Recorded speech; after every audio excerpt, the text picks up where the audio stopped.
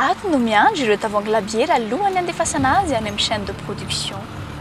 Anisan'izany ireto roa ireto. Ny fanamboarana ny labiera dia mandalo dingana maro. Ho aseho anay anaty minitra vitsy ianao ary ny fomba famokarana labiera eto amin'ny groupe Star. Ny fanamboarana labiera dia ampiasana akora 5: katsaka, malta, houblon, siramamy ary rano. Rehefa voafatana tsara ireo akora fototra ilaina dia afaka manomboka amin'izay ny famokarana ny labiera. Ny dingana voalohany dia ny atao hoe brassage, tontoina ireo akora fototra ary andrahoina. Ny fangaro azo avy eo kosa dia tatavanina ary aferina andrahoina. Rehefa mangotraka dia arotsaka ny houblon, io no manome ny tsiro sy ny hanitra hafa kely ny labiera. Ny moa azo avy eo dia ampangatsiahina ary alefa fermentation. Io no dingana natoraly mahamatotra ny labiera amin'ny alalan'ny levure sy ny siramamy. Maharitra 12 hatramin'ny 14 andro izany dingana izany ary eo no ahazoana ny alcool sy ny entona CO2.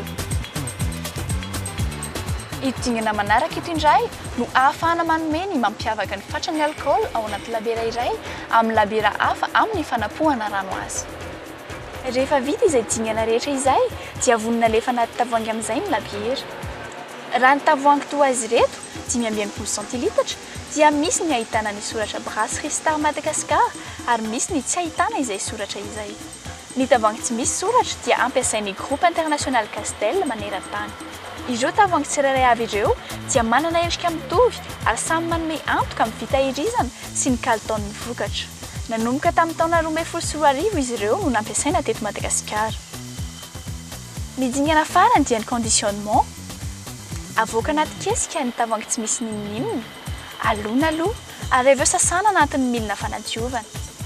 Ireo tavoahangy voasasa dia voara-maso amin'ny alalan'ny milina mba hialana amin'ny mety fahasimbany na fahavakisana ary ireo izay hita fa tena tsara dia fenoina labiera avy hatrany alohan'ny hanaronana azy. Ireo tavoahangy feno ireo dia mandalo indray amin'ny fanaraha-maso faharoa.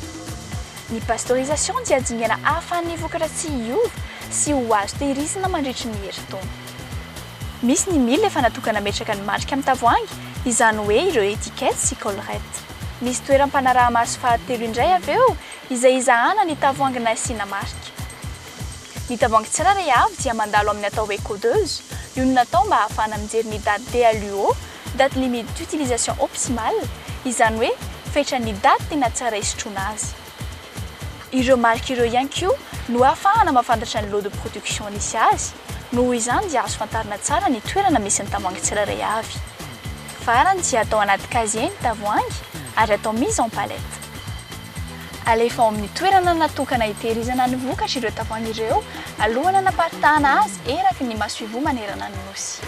Hitantsika teo ary fa na misy soratra na tsy ny tavoahangy ampiasaina dia mitovy ny fomba famokarana ny labiera ao anatiny ary samy azo antoka ny kalitaon'izy ireo. Izany no ahafahan'ny mpanjifa mankafy hatrany ny labiera malagasy izay tsara kalitao.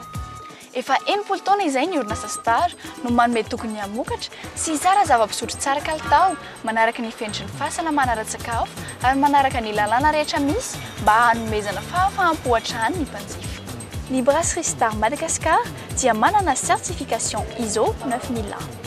Midika izany fa manome lanja ny fahafampon'ny mpanjifa tanteraka ny Brasserie Star Madagascar ka ampiniavana sy ampanajana ny lalàna sifitsifika no hikirakiran'ny fividianana akora, ny famokarana, ny fitehirizana hatramin'ny fivarotana ny vokany.